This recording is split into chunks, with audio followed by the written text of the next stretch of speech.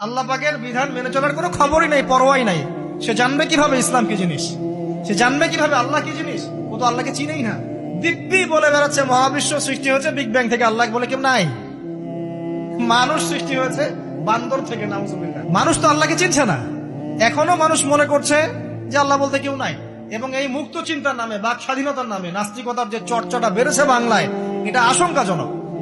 বড় বড় বিশ্ববিদ্যালয় থেকে পড়ে আসছে, অনেক সময় দেখলাম বড় বিশ্ববিদ্যালয়ের প্রফেসর, সে বলছে যে মহাবিশ্ব বিগ ব্যাং দিয়ে সৃষ্টি হয়েছে। মুসলিম বিজ্ঞানীর একটা কথা বলতেন যে মানুষ বিজ্ঞান সম্পর্কে অল্প জানলে নাস্তিক হয়ে যায়, আর অনেক গভীর জ্ঞান অর্জন করলে আল্লাহর কাছে আত্মসমর্পণ করে। খেয়াল করে দেখবেন, ডক্টর, ইঞ্জিনিয়ার যারা বড় বড় লেভেলে চলে গেছেন, অনেক সিনিয়র, তারা কিন্তু বেশিরভাগ নামাজি দেখবেন, নামাজ পড়ে, দান সৎকার করে, সমাজ কল্যাণমূলক কাজ করে। তারা কিন্তু রোগীর সেবা করতে গেলেও বলে যে নামাজ পড়িয়েন, রোজা রাখিয়েন, তারা কিন্তু বলে। অনেক ডক্টর আমি দেখেছি।